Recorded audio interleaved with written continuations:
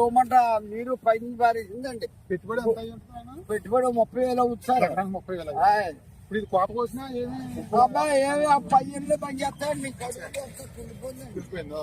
మట్టి అది మిసరాలుకుంటే మట్టి రుబ్బేద్దండి. అది పోద్దండి. ఇంకా మొత్తం కులిపోయింది అనేది వాసన ఏం పని చేయదండి. ఏం పని చేయదండి. ఏం పని చేయదండి. కూడా రావండి. ఏమి ఒక పైసా రాదు సార్.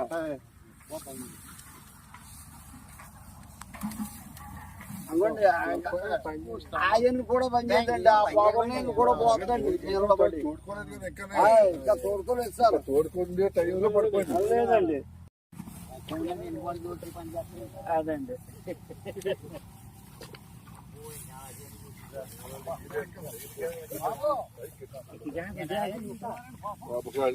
ఇంకా ఈతలకు వచ్చేసింది నాకు కూడా. ఏం చేస్తా పోయిన దానికంటే ఎక్కువ చూడండి.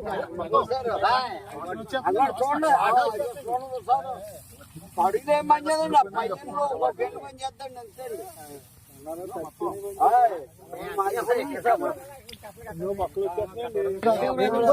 పెట్టుబడి ఎంత ఎకరానికి 30,000 అవుతుంది. 30,000 పైన.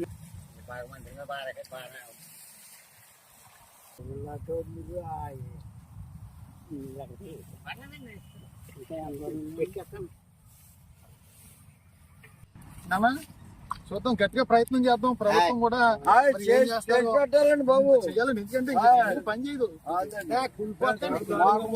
అందుబాటులో ఉన్నారండి. మీరు తప్పకుండా నేను మాట్లాడతాను. అధికారులకు పెడతాను.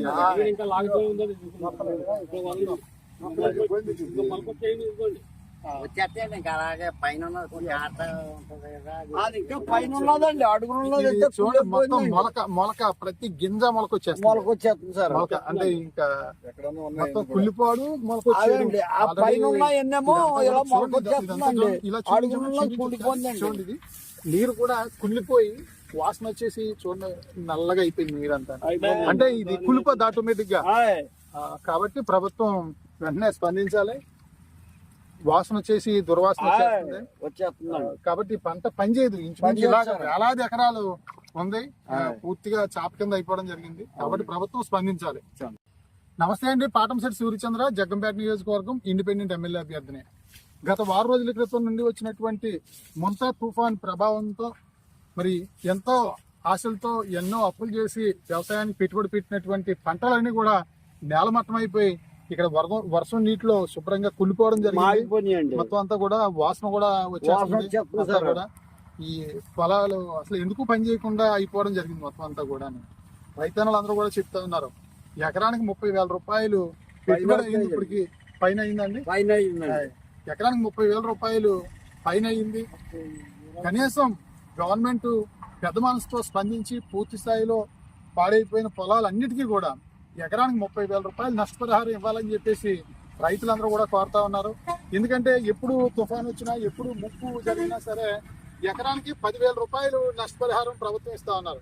ఎకరానికి 10,000 రూపాయలు నష్టపరిహారం ఏ మూలకు సరిపోద్దని చెప్పేసి రైతులందరూ కూడా ఆవేదన చెందుతా ఉన్నారు. ఎందుకంటే ఇవాళ రైతు పరిస్థితి ఎంతో దీనమైన పరిస్థితుల్లో ఉంది.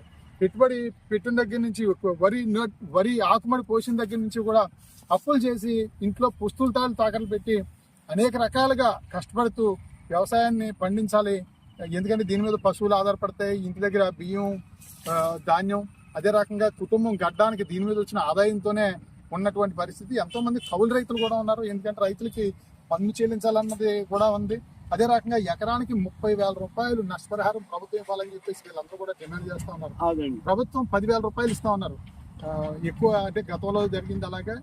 గతంలో 6,000 ఇచ్చారు. అదే రకంగా ముందుసారి 10,000 ఇచ్చారు. ఇప్పుడు 10,000 రూపాయలు ఇచ్చినా కూడా ఎందుకు పనిచేయదు, ఇది అంతా కూడా ఎందుకు పనిచేయదు. కాబట్టి ఎకరానికి 30,000 రూపాయలు ఇవ్వాలి, రైతులను ఆదుకోవాలని చెప్పేసి మేము డిమాండ్ చేస్తా ఉన్నాం ప్రభుత్వాన్ని.